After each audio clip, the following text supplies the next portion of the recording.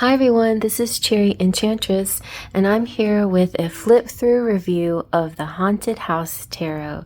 This is one that I saw on Charmed Intuitions channel and realized, oh, this is definitely a deck that I need in my collection.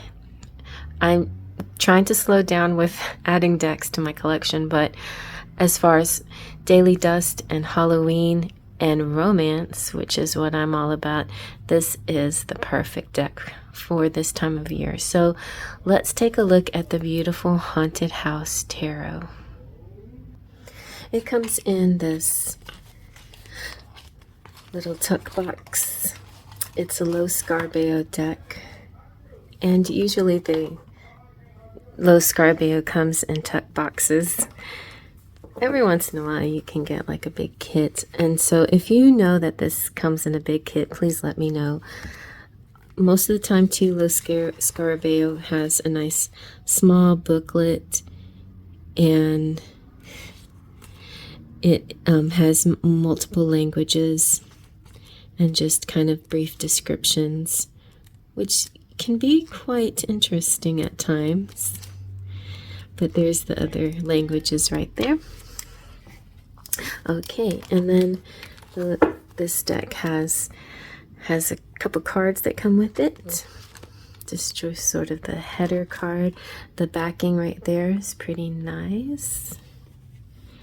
And here you can see that it's Low Scarbeo, and you can go straight to their website. And you can become a member. I'm actually a member of the Teosophy. And here is an invitation. So if you are a part of the Teosophy and Low Scarbeo decks, then you get like updates on their latest deck. Tarotassociation.net is a membership too, and a magazine. So just some things to look at. And then here is, again, the backing. It's kind of interesting. It shows little mansions up on the hill and down by the water, and this lighting, the moon. It's very romantic. All right, so let's start with the Fool, Major Arcana. So she's kind of like in this landscape here, kind of running away from, instead of striking out on a new adventure, she's running away from. And let's see, and then we have the Magician, the High Priestess. They don't have the words on them, they just have the numbers, so sometimes that can be a little bit, you know, where you need to actually look it up if you don't have the numbers memorized. 3 of Empress, 3 is Empress, 4 is Emperor. The Hierophant, which is kind of like Charmed Intuition said, a little nod to The Exorcist. And we have 6, the Lovers. That lady's either a portrait or something creepy going on. Chariot.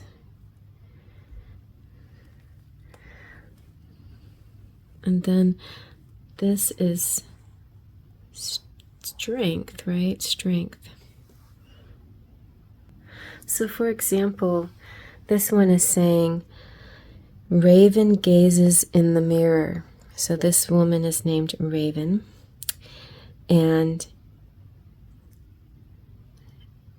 she discovers true strength that lays within. She is the lion is her.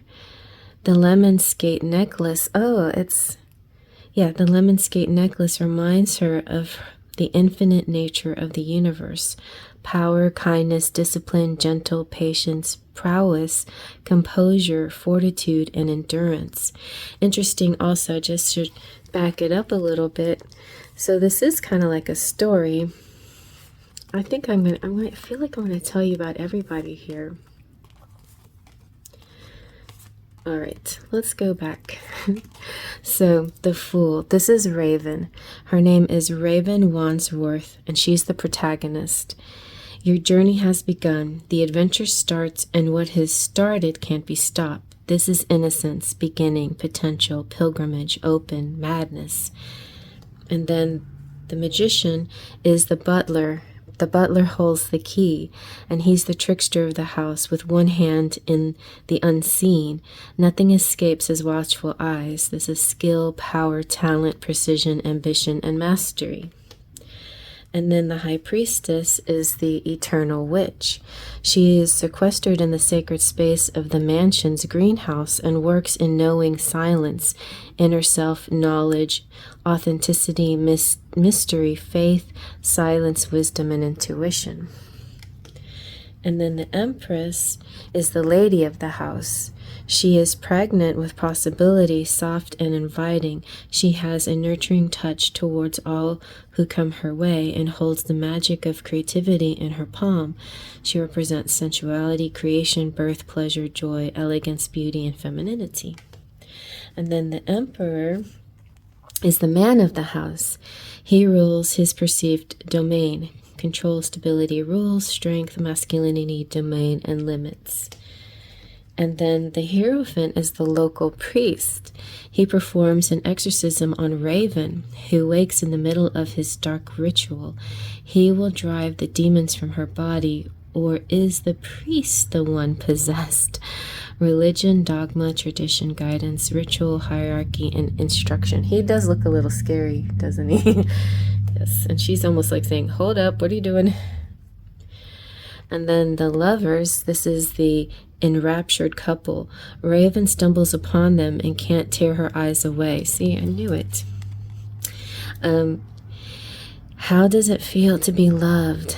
Love, desire, sexuality, eroticism, choice, attraction, flirtation, union, vulnerability, alliance. And then the Chariot.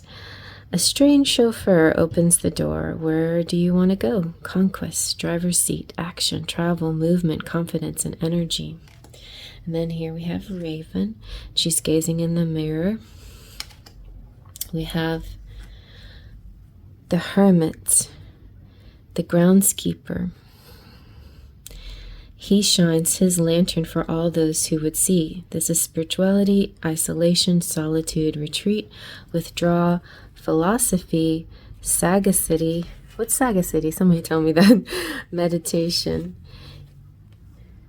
All right, and then we have the Wheel of Fortune. Lots going on here. Lots going on here. This is a secret basement. The wheels of the universe churn deep beneath the house, and the tetramorph who hold the four corners of the earth keep faithful watch. Revolution, winds of fate, change, revolve, flux, cycles, expansion, energy, and karma. And so you can see the bull representing Taurus, lion representing Leo. You see the eagle representing, or the bird representing Scorpio, and the philosophic guy, I don't know, representing Aquarius. The four fixed signs within the wheel and the mansion of the home, or the basement of the home. And then here we have Justice, who is the head maid, and she pays close attention to the maids in her charge. She rules the pantry and her staff with an iron fist. Work, law, logic, balance, intellect, decisions, court proceedings, and rules. This is real interesting because I had a question last night in my live about staff, and so this could be a good card to know more about the staff, if that ever needed to be known. I've never heard the word staff in any tarot deck. And then here we have the Hanged Man, an old skeleton. It is unearthed inside the ancient walls of the house. He has always been there, and he will always be there. The old ghost sees the world with a new set of eyes. Everything is turned upside down. Mystic, transcendence, suspension, gestation, contemplation, and observation. And then here we have Death, and she is an angel of death. She's striking. The angel of death strikes. She chooses and wields new beginnings in her disastrous wake. Transition, revolution, passage, evolution, regeneration, and threshold.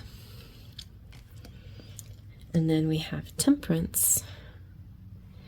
Temperance is Raven and the bartender. They sit together to consider the complexity of life inside the mansion.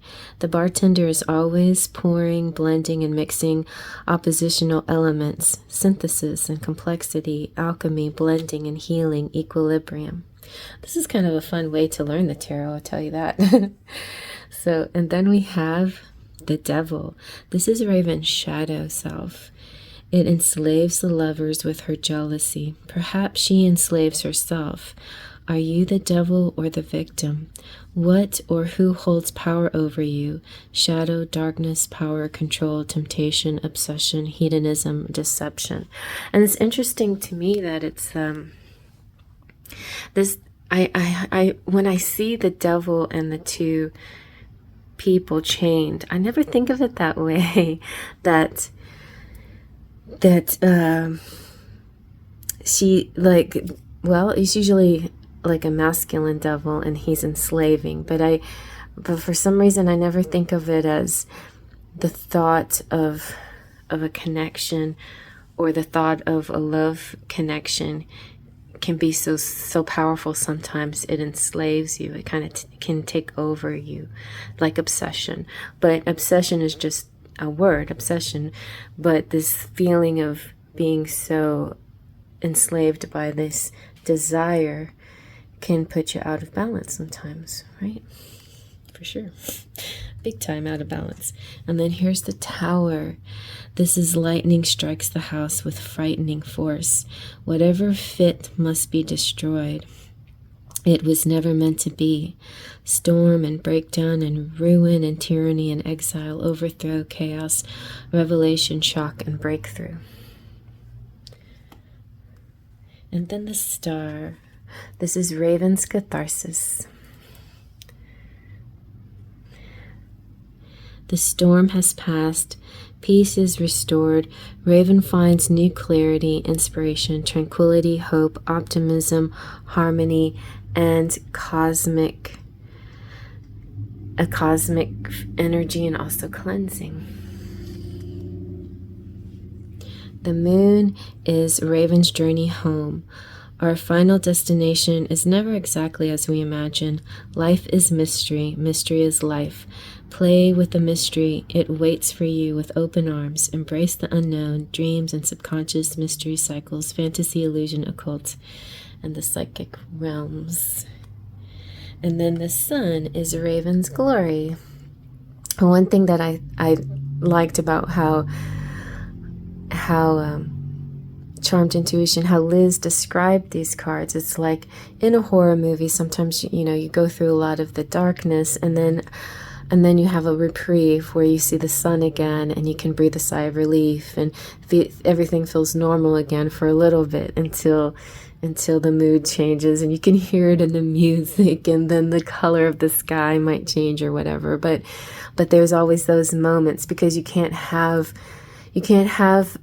just our psyche, I think, and I think the people who create movies know you can't have such a continual flow of this without a bit of reprieve, and sometimes a little bit of humor too. And so I totally get that, those moments where the sun comes through. And yeah, and it really reflects real life too, as well. And then we have Judgment. This is Raven's evolution. Nothing can stop Raven. She rescues a young girl, perhaps a harbinger of her younger self, from the zombies as she moves through the graveyard towards her unavoidable destiny. Evolution, rebirth, salvation, transcendence, awakening, revelation, and release. And so here's a nod to like zombie movies. And then we have the World. And the Raven closes. Raven owns the house. There she is, owning the house. The house was always hers for the taking, yet now she knows who she is. She embraces what she used to avoid. She has fulfilled her destiny. This is success, completion, euphoria, and movement and travel and holistic energy, perfection and enlightenment. And so there is her journey from the Alpha to the Omega. She owns that house. Okay. Which could be kind of a little creepy. It's like, okay, how does she own it now? What is it? What is her relation? So let's take a look at the different suits. And the suits have different words with them too. So I'll just say the words, but I won't go into descriptions. Okay, so with the Ace of Cups, we have the opening. And we have 2 of Cups, the romance. And 3 of Cups, the intoxication. And 4 of Cups, boredom. 5 of Cups, the loss. 6 of Cups, the memory. 7 of Cups, the visions. 8 of Cups, the release. 9 of Cups, the toast. 10 of Cups is fairy tale ending. I often say happily ever after on this one. Then Page of Cups is an angel, youth of water. Knight of Cups is an angel, expression of water. Queen of Cups is a mature feminine angel. There's me. King of Cups is mature masculine angel. There's my guy. All right, now let's get into Pentacle suits. We have the Ace of Pentacles, which is the gift. The 2 of Pentacles, which is the twins. 3 of Pentacles is the salvation. 4 of Pentacles is the puppet. 5 of Pentacles is the storm. 6 of Pentacles is the feeding. 7 of Pentacles is the pause.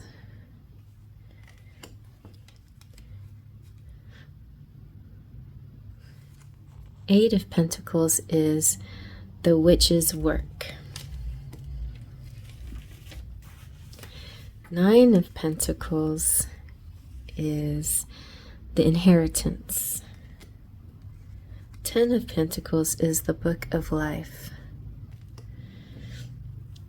Page of Pentacles is a witch youth and she's of earth. Knight of Pentacles is a witch expression of earth. Queen of Pentacles is a mature feminine witch of earth. King of Pentacles is a mature male witch of earth. And there we have the suit of Pentacles. So now let's take a look at the suit of Wands. Ace of Wands is the candle lights the way. 2 of Wands, the spirit board tells all.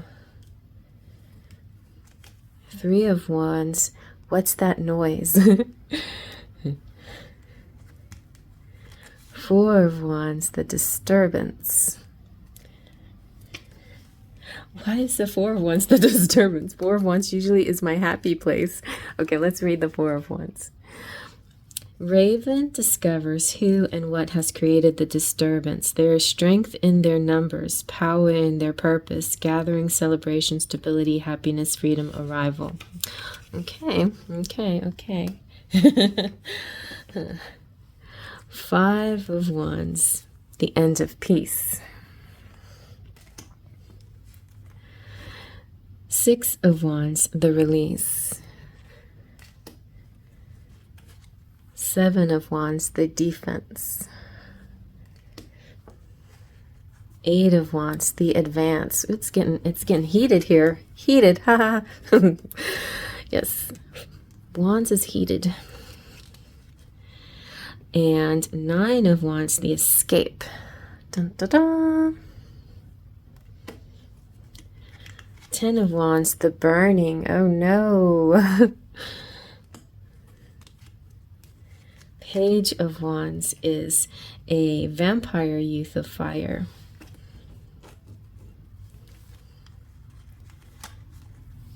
Knight of Wands is a vampire explosion of fire.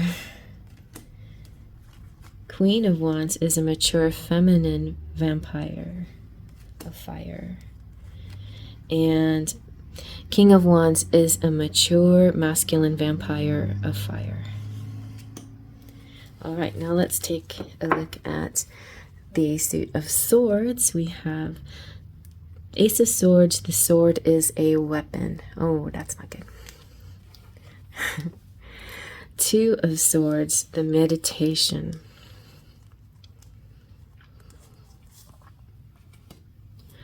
3 of Swords, stake through the heart, for sure. Can kind of feel like that sometimes, huh? All on the way you perceive things sometimes, but I feel like also outside energy can create more drama. We have 4 of Swords, the creature under the bed. 5 of Swords, the cruelty. Swords is very fun suit. You can have a lot of fun with this one.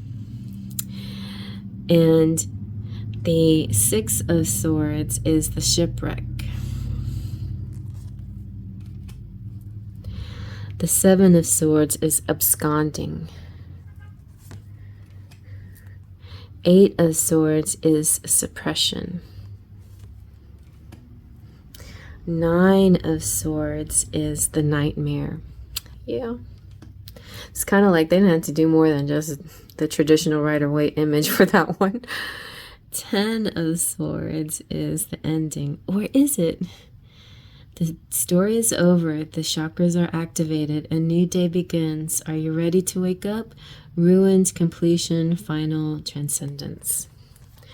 The Page of Swords, demon youth of air. The Knight of Swords, demon explosion of air. The Queen of Swords, it looks like Padme Amidala there. The Queen of Swords is the mature feminine demon of air. And then the King of Swords, mature masculine demon of air.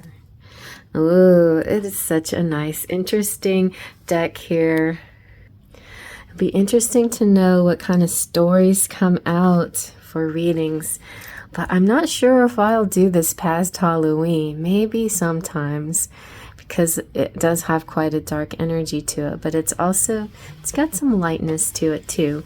But I'm kind of like the other direction. I'm kind of mostly light with the dash of dark, and this is mostly dark with some dashes of light. But let's shuffle and see what comes out anyway. How about we do that? And then I'm going to bless this deck, and then you can come join me on my live on Friday night, if all God willing, Friday night, and we can use this. You can use this if you're interested in getting a reading with this deck.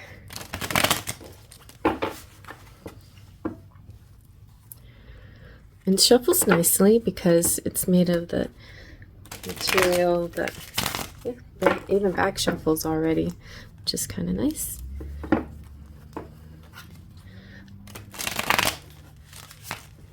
right, let's see what we get. Ooh, yeah, we've got the King of Swords.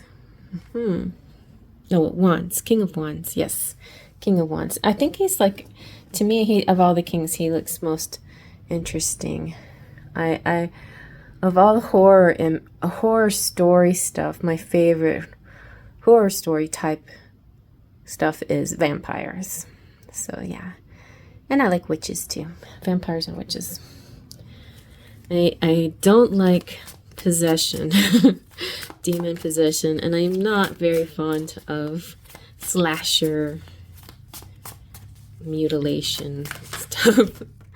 All right, we have the Ten of Pentacles. Oh, that's good. All right, so somebody coming into some money and matching up with the really hot guy here. Somebody sort of irresistible. Ooh. And then you have the Emperor. So it could be your divine counterparts coming through for some of you, and a passionate time ahead. So that's my interpretation. Let's see what each of those cards say. So the King of Wands is mature masculine vampire. Mature masculine vampire. Fire holds his willing victim in his arms. You can't deny him. No one can. He's dynamic, spirited, alive, magical, and it's just an irresistible attraction, right? Okay. And then we have the Ten of Pentacles, which is the Book of Life. Oh, okay, and it has the Lovers in front, the Rider-Waite-Smith. Oh no, it's the Ten of Pentacles, Rider-Waite-Smith image. Okay, that's cool. Okay, and this is saying the material world and the house you build is the crust of a thin exterior wrapping around infinity. Look deeper. Wealth, family, legacy, security, cycles, and generations. I mean, it is wonderful to possess these things and to have a beautiful material world around you, but there's so much more, right? There is so much more that's going on. And I guess sometimes we get so wrapped up, we forget the other things that are important. And sometimes the world around us won't let us forget, and it shakes us up with just weird things, weird happenings and occurrences. So here we have the Emperor. So yeah, the Emperor with his hunt, his kill hanging on the wall. And the Emperor is the master of the house, right? We got introduced to him, and he is perceived as, this is his home, and he has the control, but he's also stable, and he has the rules and strength and masculinity and the domain and the limits. So, that's deep. So you have this sort of irresistible person that could be like maybe tempting you to escape this, and that could be the beginning of Raven's story, right? Like, you may want to be with this person because of the stability and the comfort and everything, but sometimes there's more to life than just the material possessions, and you just want more. It reminds me a lot of every Disney story. Somebody wants something more, right? We got Ariel, for example. We have the Little Mermaid. She wants to be where the people are. She wants to be where they're walking, and she wants legs. Then we have Belle. She wants to be out there in the great white somewhere. She wants it more than she can tell. Instead of this poor provincial town, she wants a big adventure, like she reads in the books. And we have, now, what was I thinking? That there is a similar situation in the reverse, where the masculine wants to be free. But that could also be a case in some cases can be like that. We have Rapunzel, who's in her tower and her mother won't let her go, and she manages to escape, to have her adventure and find out the meaning behind those lights, and then when she does, she starts new adventures. And that's what life is about, these things that you do. And sure, you're going to have a lot of trials and tribulations and falls and stumbles, but you also will have the joy of living and learning and adventuring. So you decide, how much stability you need and how much creature comforts you need and how much more important it might be to have more than that. Or find a balance, find somebody that you can adventure with, but who also will like to have a cozy little place to fall back on when venturing slows down, I like that balance. I think that's a good balance. And I hope you like that. Faith, Trust, and Pixie Dust.